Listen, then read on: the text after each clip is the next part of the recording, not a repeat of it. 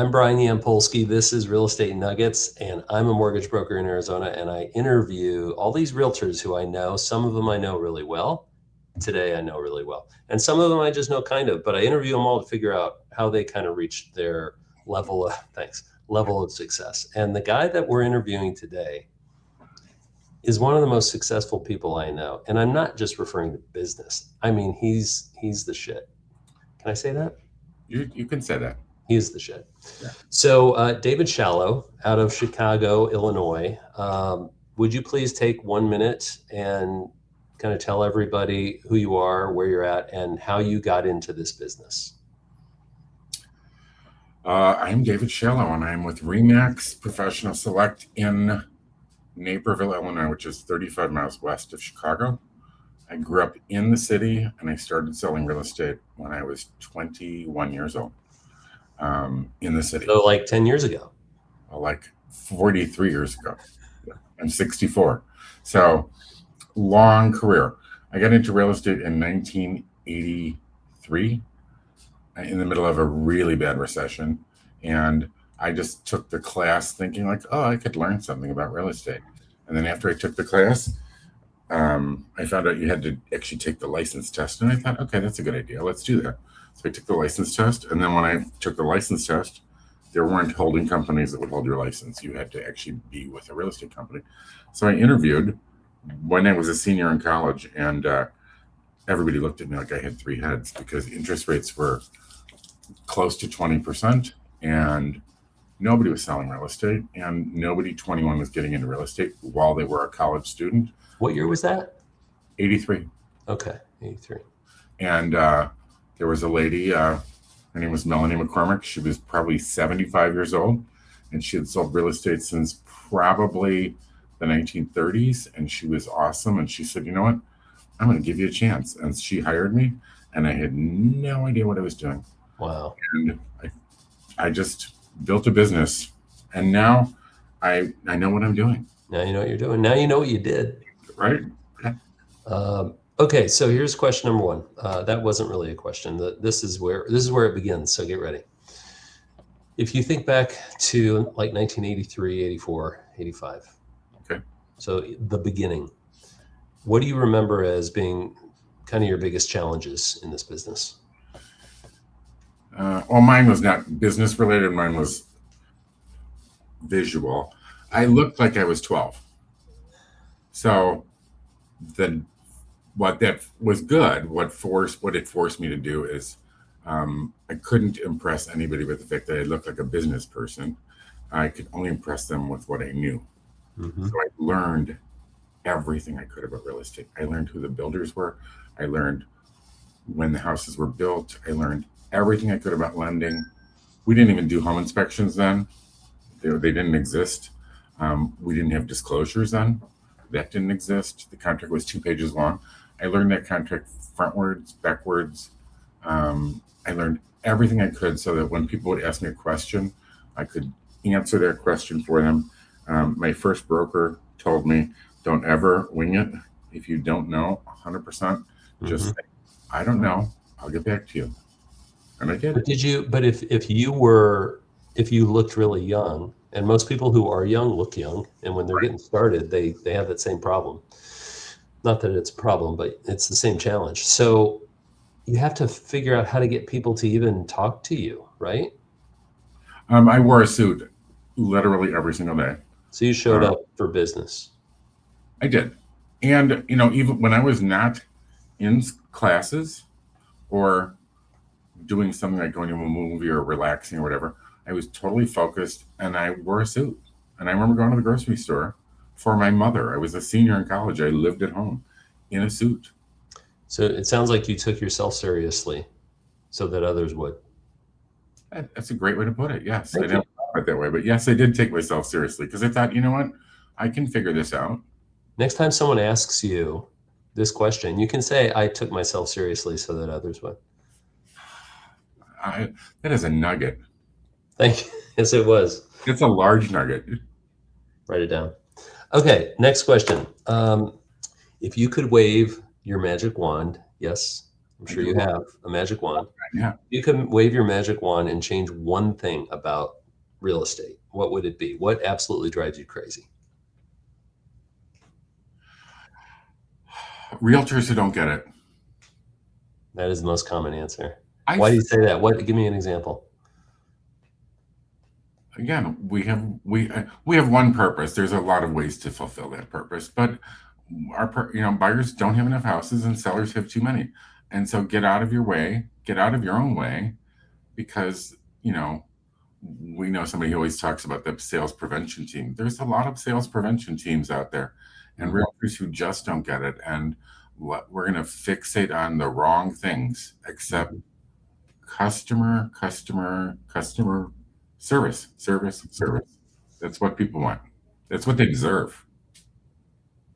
So what do you love about real estate? If I just asked you what drives you crazy, what would you say you love the most about real estate? I love you, and I love people like you. I do. You know that we're like that. We are friends, good friends. I love people who love the business. Like, I love you because you love what you do, right? I work with lots of realtors. They are passionate about it. They love what they do. I get to work with my son. He is passionate about it. He's really good at it. He takes it seriously. He takes himself seriously.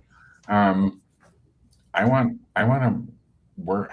want to work with people who we're looking for the same thing. It's not, yes, we earn a living doing this, but it's not about the money, because I could go do something else to make money.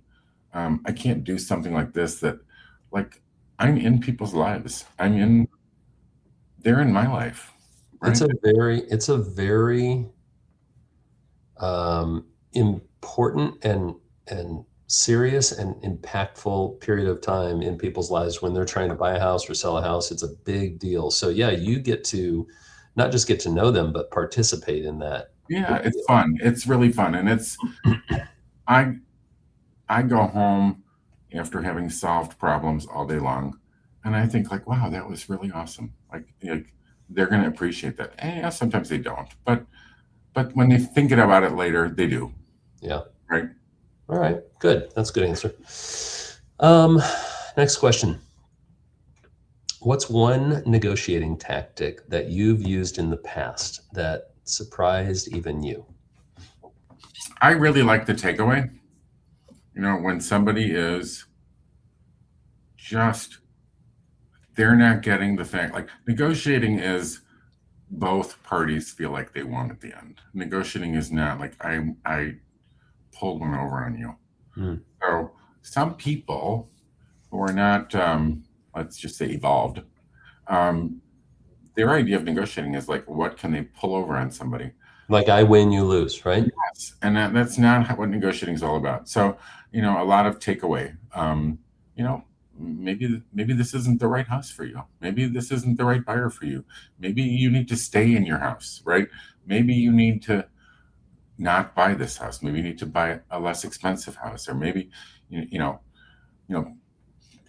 I get to pick and choose the people I work with for the most part, which I love. But like, oh, I don't like this house. It's got terrible carpet, or the paint's terrible, and like they're doing someone a favor by buying it. No, go buy something else. That negotiating tactic is not going to work with most people, and it certainly doesn't work with me. Why are you successful when other people aren't? I have knowledge on top of that. I do. Like, I really do know.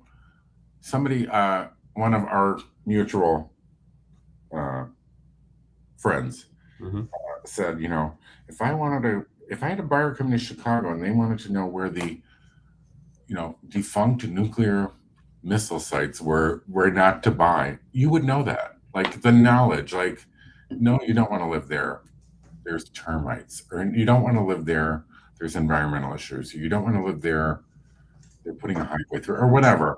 I kind of keep on top of all that stuff, and I care about people. And I will list houses where the client didn't buy it from me 10 years before, and let's say, well, my realtor didn't tell me X, right? Because they just wanted a sale. Yeah. Right. All right. Switching gears. Okay. Think about how long you've been in business. Long time. What do you think of as being your biggest failure and how did you recover from it? I didn't buy enough rental properties, personally or professionally. Any way you want to answer it.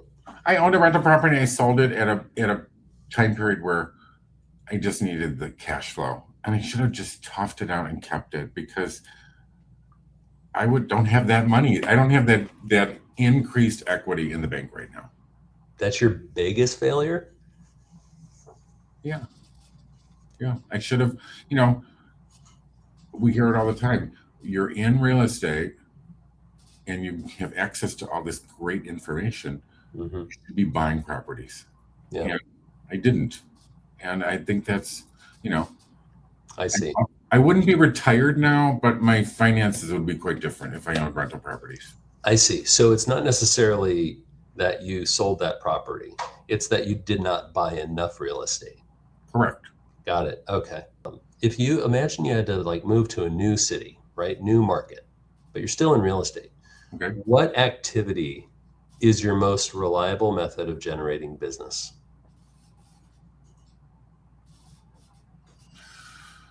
That changed as my career changed. So back in the 80s, farming, I used to send out postcards and mailers, and I got so much business off of that. Mm-hmm. Then it was really concentrating on referral business Mm-hmm. and really just working with the people I already knew to get referral business. And now I'd say I'm in a different phase where I am still working with a lot of people that I already knew and already had transactions with, but I'm just out there meeting lots of new people all the time. And I would say most of my business this year, not most of it, a lot of my new business this year is from people that I've recently met. Oh, really? Oh, yeah. In your neighborhood? Yeah, lots. You're farming your neighborhood. You're farming your neighborhood without really farming your neighborhood. Right, absolutely. But it was a little shocking to me because I thought, okay, I'm moving into a 55 and older community. These people are not moving again, right? That's their end destination. And they're not. But you know what? Their children are moving. Their children are moving. A lot of them are moving within the neighborhood. They love the neighborhood, but they didn't buy what they now know is the right house. So they're moving to the right house in the neighborhood. I have another question for you. I know that you're really focused on the experience that your clients have, right? Mm-hmm. Right. So give me an example of something that you do specifically to create a really good experience for your clients. Are we talking before, during, after, or any of the above? One of your favorite things that you do that really has a good impact and people really, it means something to your clients. Probably not at all transaction. It's absolutely not transaction based at all. I'm really good with birthdays, anniversaries, and death. And when somebody passes away, I am all over it because people. Think about how big that is. What do you do? I immediately send a card and usually send some sort of small token gift immediately. People, and people. We have a Corey Hamilton, right, who has recently passed away and was a lovely person. Her brother died. I sent her this. It was like a glass teardrop, and it was about hang this in your garden, remember, blah blah blah, tears, and it was a whole thing about tears. I just put it in the mail. 2-day delivery, got there. 20 years later, she was still talking about it. I didn't do that to get business. Mm-hmm. Did that because I care, right? And people want to know that you care. Birthdays, I've had clients and anniversaries. I've had several. This is a word to the men out there. I've had several female clients where they get a birthday card or anniversary card, and they say to me, "I didn't get one from my husband, but I got one from you." Wow. And I think that's, and I didn't really start doing it. I'm a big note writer. I didn't start doing it for business. I did it because it's me, right? It's a cool thing to do. When I was a geeky 12-year-old, I had sealing wax for the backs of envelopes, and I used to take my allowance and I'd buy stationery, right? I was a total nerd. I would write cards to people when I was a kid. I could see you being a nerd. Yeah. Thank you. I wear that as a badge of honor now. When you're a kid and you're a nerd, your life is really tough. But when you're an adult, you're like, wow, nerds rule the world. So there Yeah. you All right, we're down to the last two questions. Are you ready? go. Yeah, I'm ready. Okay. Let's say you're talking to somebody. Drum roll. Yeah, hold on. I think I have a drum roll in this. Let's see. Where is it?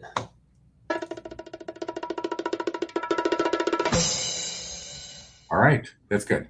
Okay, now I got to find it. It makes me feel good. Here it is. Okay, so second to the last question is, let's say I'm a brand new, almost brand new, like want to get into the real estate business. Huh? And I'm talking to you. What's one piece of advice that you would give me before starting out in real estate? Well, you have to hit the ground running, right? You can't I used to train realtors about 20 years ago. You can't get ready to start to begin to get ready and you're almost there because they do all that, right? It's like, I'm getting ready. I got my printer and I got my computer and you have to be ready. So I would kind of, before I did anything, I would like compile a list of everybody you can think of. I know that every broker kind of tells you that, right? But that's where you're going to get business to start with. Compile a list of every single person you know, then go get the computer and all that other stuff. And you start reaching out to those people, not as like, oh, I'm selling you essential oils, but and if there's any essential oils people, I just came up with it. Don't be offended.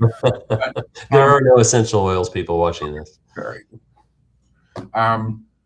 Not like, oh, hey, I'm in real estate. Like, I'm gonna like bug the crap out of you, but like, hey, I just started this. Is there anything I can do to help you? And just kind of approach it from people don't like to feel that they're being sold to or that you're being salesy. But if you're helping someone, they embrace that. Yeah, that's true. All right, last question. What's the most important lesson that you've learned in your real estate career? People don't care what you know until they know that you care. Give me an example. You can spout facts and figures and everything you know about interest rates and appreciation rates and neighborhoods and this and that. And those are all important things. But if you're just doing that to sell something versus doing that to help someone, they see right through it. We all know we all drive cars, right? When you go to a car salesman or a salesperson, they have the worst reputation for very good reason, right? Mm-hmm. Because you're a captive buyer, and if you leave, you might never come back, right? So they're going to do everything they can to get you to buy a car right then and there. So like, well, what would you, if you know, what could I do to make you buy this car within the next 30 seconds? Mm-hmm. Probably nothing, because you just blew it right there, right? What do I need to do to get you into a car today? Right. So I think like all that stuff, people have a wall, right? They just don't like, I don't want to be sold to, right? I want to be helped. I go to Macy's and, the old customer service way, when you'd go to Macy's, somebody say, can I help you? Like, they genuinely were going to help you find that shirt, pair of pants, shoes, whatever. Now it's like reluctantly, can I help you? Just because I happen to be here and I'm getting paid for this, right? Yeah. Versus like somebody's going to really hammer and sell you something. So I think people can read that immediately. We've all read that when we go buy a car, right? I buy my cars from the same guy every time because I know he's not going to really, he's going to sell me, but that's not what it's all about. I'm trying to remember who said this to me. It was about a week ago. Oh, I know what it was. It was at the airport. And long story short, too late. Our flight got canceled. And so the person at the gate put us on a different flight. And that's fine. So we start getting our plans and adjusting all of our plans. And then we thought, well, maybe we can find a better flight. So then we went and tried to find a better flight. And a different person at the gate put us on a direct flight that ended up having 3 stopovers. Like it was like 3 up and downs, right? That's painful. And when we saw that, we went back to the gate and that person was gone. And I went to the original person and I said, hey, someone put us on a flight. They said it was straight through. It's not, and now they said they can't help us. And the person at the gate ended up saying, I can get you back on that flight. And I said, well, are you a magician? Because the other person said they couldn't. And she goes, some people just shouldn't be in customer service. That's all I'm going to say. It's true. Absolutely. Yeah. So I think you're right. And I think you had a very good answer to all my questions. So now I'm going to press this button.